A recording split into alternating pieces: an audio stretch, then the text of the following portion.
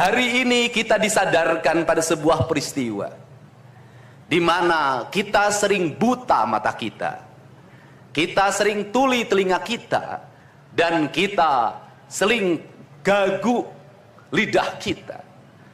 Ketika anak-anak kita berteriak di jalanan, mengusung sangkur, membawa celurit, saling berkejaran, darah menetes di setiap sudut kota, motor-motor dibakar, orang menjerit penuh rasa ketakutan, kita hanya bisa diam. Ketika di sudut-sudut kota, anak-anak kita menenggak ciu.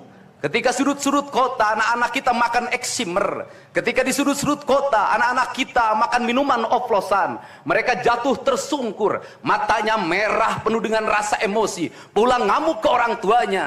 Kita hanya bisa diam. Ketika anak-anak kita menghabiskan waktu main game online sampai jam 4 pagi, tidak masuk sekolah, di rumah ngamuk, mengancam orang tuanya dengan pisau, menusuk kakeknya dengan sangkur, kita hanya bisa diam. Proses kita hanya dua, pidana dan penjarakan dalam penjara anak. Tetapi kita tidak pernah menyadari bahwa seluruh lorong-lorong kegelisahan mereka, seluruh hiruk pikuk jalanan tak membuat mereka nyaman. Sudut-sudut rumah menjadi neraka bagi kehidupan mereka.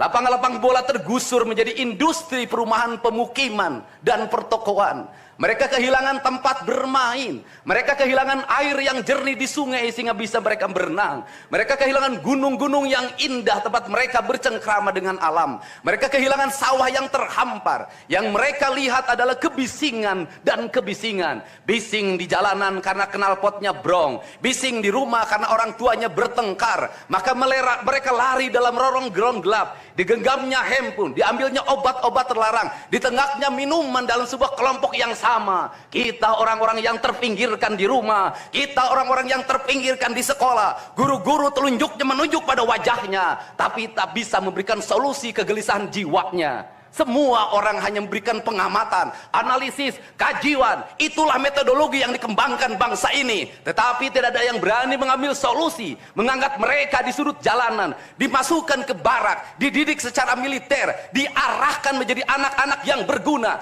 Kedisiplinan militer adalah harga mati bagi kemajuan bangsa, bukan musuh. Pandangan-pandangan buruk terhadap militer adalah pandangan-pandangan orang yang takut anak-anak Indonesia bangkit, yang takut anak-anak Indonesia mencapai kemajuan. Mereka takut bangsa ini menjadi bangsa kokoh dan tegap. Mereka ingin bangsa Indonesia menjadi bangsa pemabuk yang setiap hari mabuk akan ilmu pengetahuan, yang setiap hari bertengkar di TV, yang setiap hari bertengkar di medsos, sementara hamparan kekayaan alam diambil sama mereka.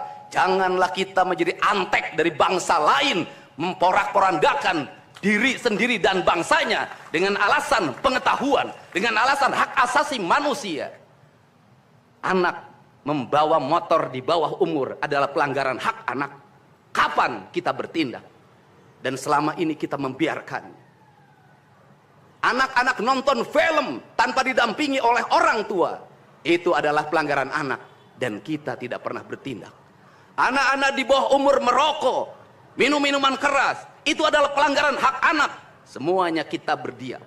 Anak-anak main game online, nonton tayangan-tayangan dewasa lewat media sosial, kita berdiam.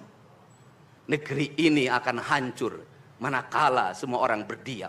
Maka orang yang memegang kekuasaan harus menggunakan tangannya untuk merubah seluruh kemunkaran ini menjadi sebuah kebajikan.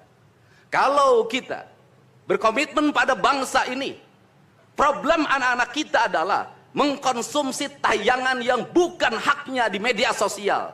Maka saya meminta peraturan pemerintah yang mengatur tentang itu segera dilaksanakan. Anak-anak di bawah umur tidak boleh mengakses media sosial yang bukan haknya.